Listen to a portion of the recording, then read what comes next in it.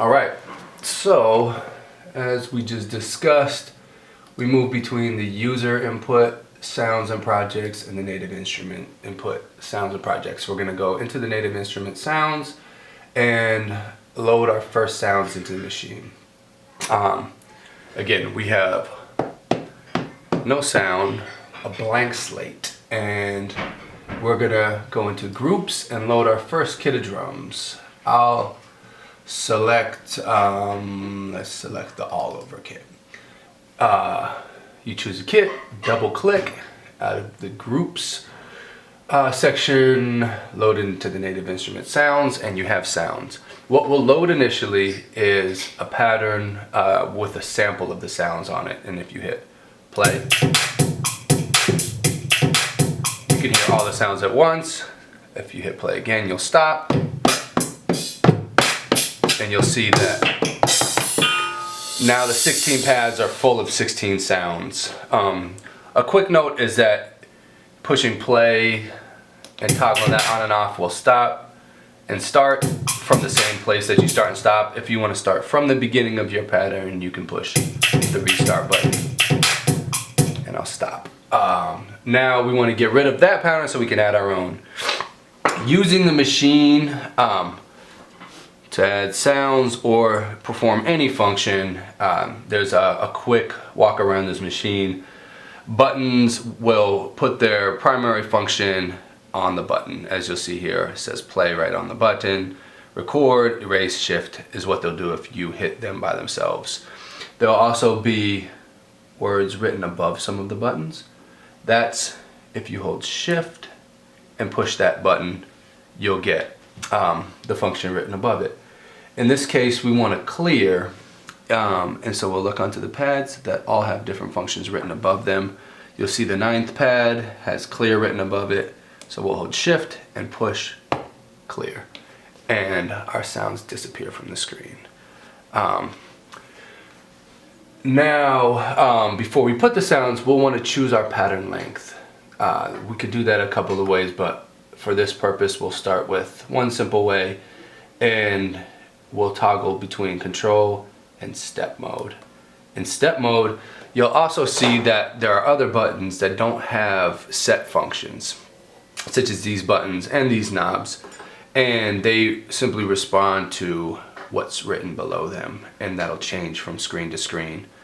You'll notice that some buttons aren't lit. They have no function currently because nothing is corresponding to them below them or above them in the case of these knobs. You see length, which is set at 1 bar. We'll extend this into 2 bars by turning that knob, and you'll see on the screen that goes between the 1 bar and the 2 bar as well. Now we'll move back into control mode. Now we have our sounds to choose from.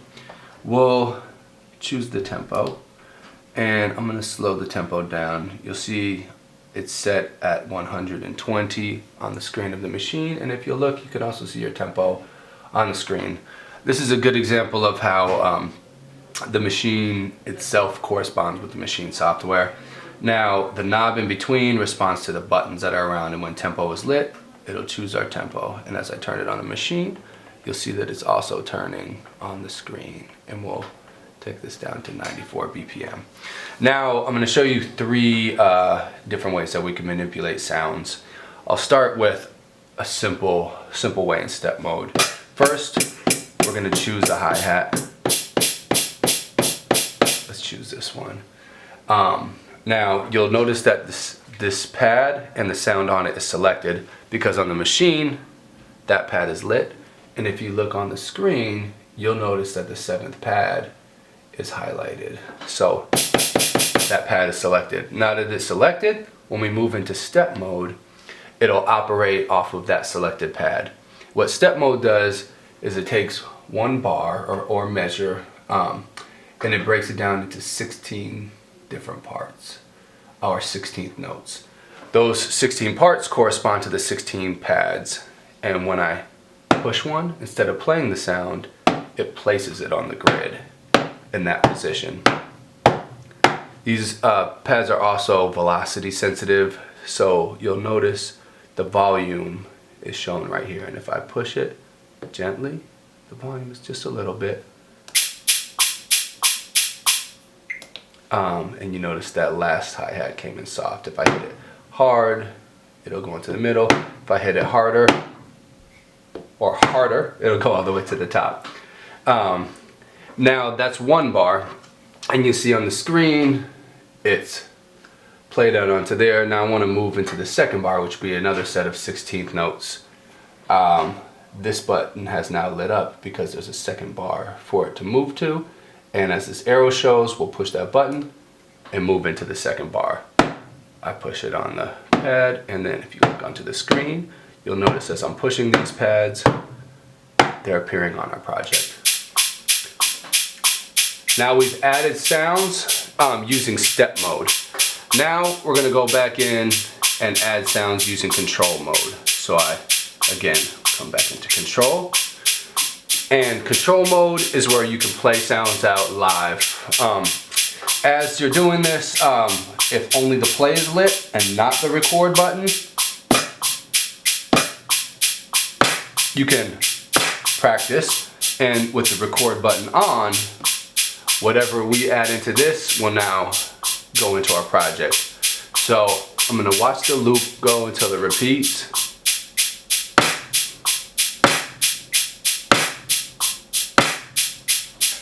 Okay, and now that's been laid onto our song. Now,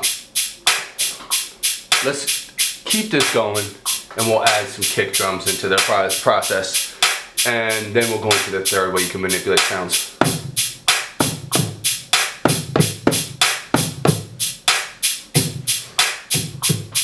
Now, you'll notice this kick drum is a little bit late. And the way this is being laid out is these are the 16 pads, and whatever sound is on that pad will be the pad that's selected and lit up, and on the straight line on the grid following that pad will be where it appears. Now, this is the kick that's a little bit off. You'll notice that it comes a bit late.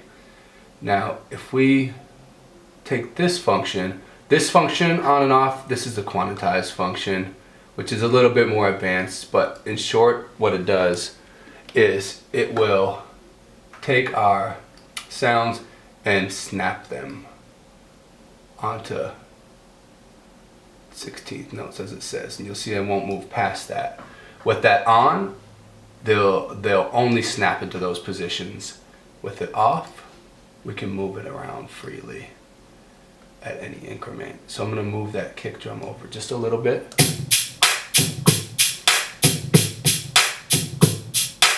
I'm gonna move this one back over a little bit. Now, what we've done there is we've taken a sound that was already on it and we've moved it. I'm gonna show you quickly these three functions. The pointer, when it's selected, allows us to select and move an object, and the paint tool allows us to, let's see, we'll take another snare and we'll layer that snare, allows us to paint a snare onto the grid or any sound. Now where I painted them, you'll notice snapped in place, and they're a little bit off. So we'll go back to the pointer and we can move them into place as we want them. And now they'll line up with our other snares. We can also choose so the pointer allows us to select and move, the paintbrush allows us to place objects onto it, and the eraser, you might have guessed, will allow us to erase objects. So now we're back to what we had. A very important function that we have is, as we're in control mode, I'm going to toggle on the record, and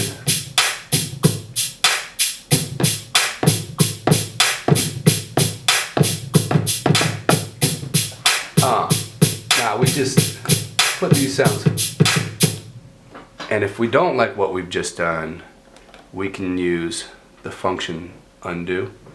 Again, it's on top of the pad, so we'll hold shift, undo, and it will erase the last step. And a step is considered anything that you've placed onto the grid before it looped over again.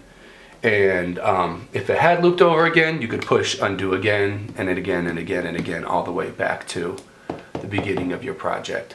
Now, I just pushed it enough times that it placed these objects we don't want back on there. So I'm gonna redo what we did. You can undo or redo any function and go back and forth in time throughout your project. So now we have a simple drum pattern that we've created using the step mode, control mode, and by moving objects around directly on the computer screen. I'll show you quickly one other way that we can work with sounds. So the first group that we use is group A. Group B will be a fresh set of 16 pads placed on a second layer onto our project. Now, again, group B is loaded, but it's blank, it has no sounds in it. We're gonna try out an instrument sound. And that instrument sound will be, again, a sample or sound that was created, in this case, by Native Instruments, because we're using their preloaded sounds with the intention of being mapped into a key scale so you can play it out. And I'll show you what I mean by that. I'll choose acoustic bass. We double click on it, it loads it onto the first pad. As you see, the first pad is selected. And okay, so now we have the acoustic bass sound loaded onto this pad. It's also mapped onto our MIDI controller. So this is the second piece of equipment that corresponds with the Maschine. What this instrument does, it's blank without any sounds in it, but whatever sound is on the selected pad will directly be sent to this, and this will manipulate it in a scale. Just to illustrate that we can go back to our group A, which has these sounds on it, and we can take any sound like this kick drum. And once it's selected, you'll see it's selected because it's lit up on the machine and it's selected on the screen. It turns into a piano kit. So we'll go back to group B where we have our acoustic bass sound, and we can play that out live. So again, we have step mode if we wanted to put it directly into place. For example,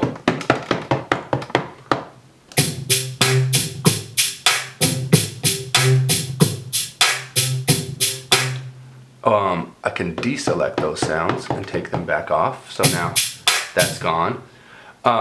We could do the same thing directly on our screen using the paint tool and add these sounds on this way, and then we would hear.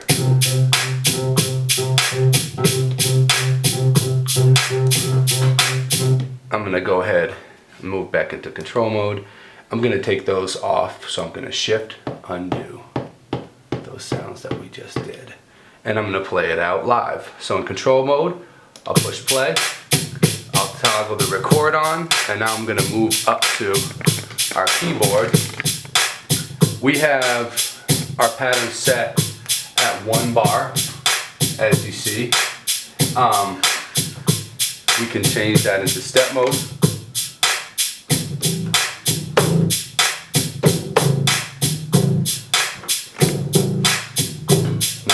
Recorded that in. Let's say at the last step we want our loop to be longer. We can move back into step mode and go to, as we did before, the pattern length, which is set to 1 bar, and now we're going to extend that to 2 bars or 4 if we wanted. We'll bring it back to 2 at this time, move back into control mode so I can play it live, and we'll start, hit the record.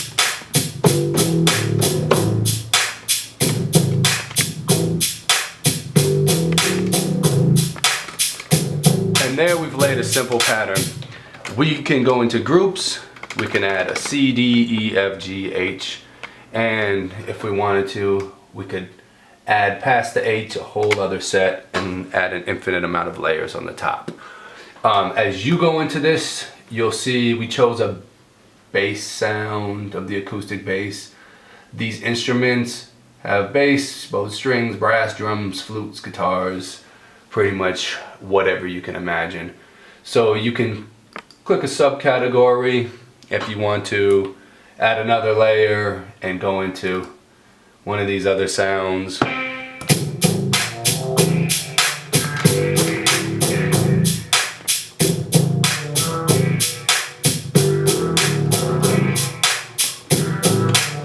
And you can keep adding more and more and more sounds infinitely. You can add as many groups of drums or sounds, as many instruments on top of each other.